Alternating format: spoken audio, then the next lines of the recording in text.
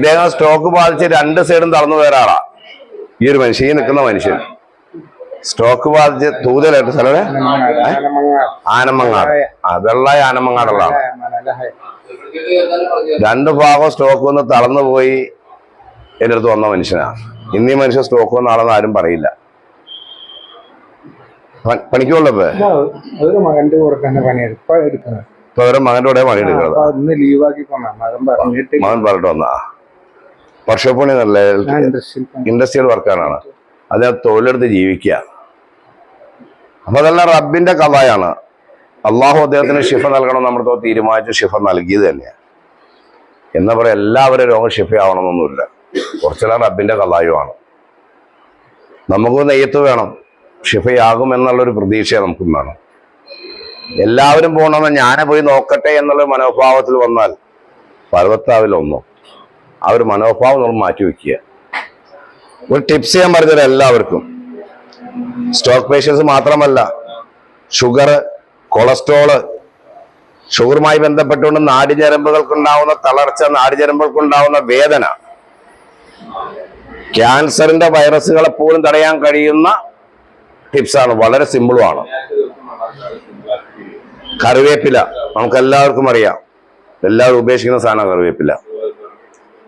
10-30 ഇല കറിവേപ്പിലയുടെ ഇതിലെടുത്ത് കഴുകി വൃത്തിയാക്കി ഒരു ഗ്ലാസ് വെള്ളത്തിലിട്ട് തിളപ്പിച്ച്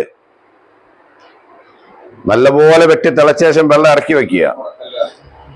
ചൂടാറിയതിനു ശേഷം അരിച്ചെടുത്ത് അതിലൽപ്പം തേനും ചേർത്ത് ഒരു ചെറുനാരങ്ങയുടെ പകുതി പിഴിഞ്ഞൊഴിച്ച് ഒരു ഗ്ലാസ് വെള്ളം ദിവസം രാവിലെ കാലി വയറിൽ കുടിക്കാൻ തയ്യാറായാൽ 1 മാസം കഴിച്ചാൽ പ്രമേഹത്തിന്റെ ഡോസ് എത്ര നിൽക്കുന്നോ ആദ്യം നിങ്ങളൊന്ന് ടെസ്റ്റ് ചെയ്യുക. എന്നിട്ട് നിങ്ങൾ 1 മാസം കഴിഞ്ഞ് നോക്കുക. കൊളസ്ട്രോൾ നോക്കുക. അമിതമായ കൊഴുപ്പുകളുള്ളവര് ചെയ്യാം. അമിത വണ്ണമുള്ള സ്ത്രീകൾ നിങ്ങൾക്കല്ല ഇത് ചെയ്യാം. ഞരമ്പുകൾക്ക് പ്രമേഹവുമായി ബന്ധപ്പെട്ട് വേദന അനുഭവിക്കുന്ന ആൾക്ക് ഇത് ചെയ്യാം. ഇതെല്ലാം നിങ്ങൾക്ക് വീടുകളിൽ ചെയ്യാവുന്ന കാര്യമെല്ലാം നിങ്ങൾ ചെയ്യണം. എന്നിട്ട് നിങ്ങൾക്ക് ഈ പറഞ്ഞ പ്രകാരം ആശ്വാസമില്ലെങ്കിൽ മാത്രമാണ് ഞങ്ങളെപ്പോലുള്ളവർക്ക് ആശ്രയിച്ച് വരണ്ടേ ഉള്ളൂ. വെറുതെ നമ്മൾ ഓരോ ചികിത്സയുമായി പോകുന്നതിലും നല്ലത് ഇത്തരമുള്ള ചില ടിപ്സുകളെല്ലാം നമ്മൾ വീട്ടിൽ തന്നെ പൊടിക്കൈകളെല്ലാം തയ്യാറാക്കാം. വളരെ സിമ്പിളായിട്ട് നമുക്ക് ചെയ്യാവുന്ന കാര്യമാണ്. കറിവേപ്പിലയാണെന്ന് മനസ്സിലാക്കിയാൽ മതി. കറിവേപ്പില നേരിട്ട് ജ്യൂസ് അടിച്ച് കുടിക്കാം, പെട്ടെന്ന് സാധിക്കില്ലായിരിക്കും. അതിന് ലളിതമായിട്ടുള്ള മാർഗമാണ് പറഞ്ഞത്.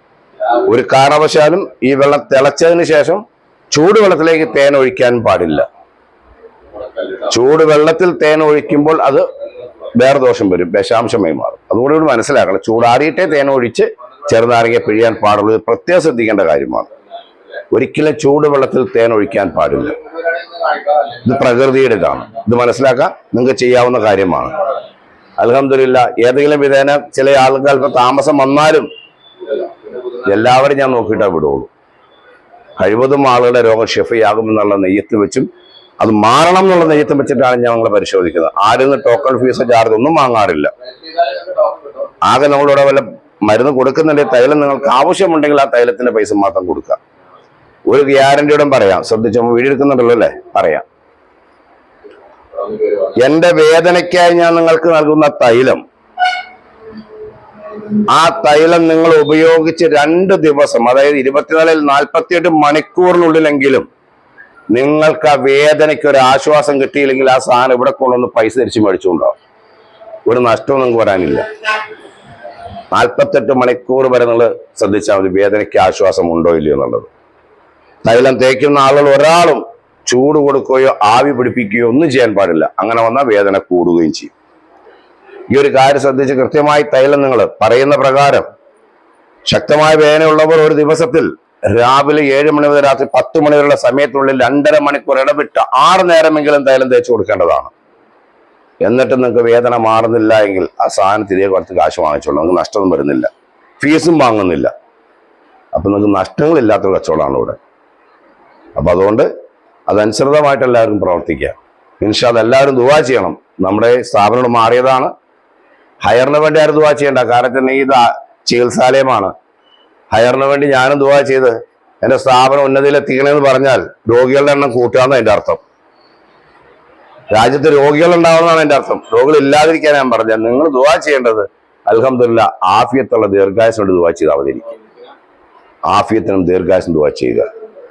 ഹയറും ഷറും റബ്ബ് തീരുമാനിക്കുന്നത്, അത് ആ വഴിക്ക് വന്നോളൂ. ഇൻഷാ അല്ലാഹ് ട്രീറ്റ്മെന്റ് ആരംഭിക്കുകയാണ്. എല്ലാവർക്കും നന്ദിയുണ്ട്, നമസ്കാരം.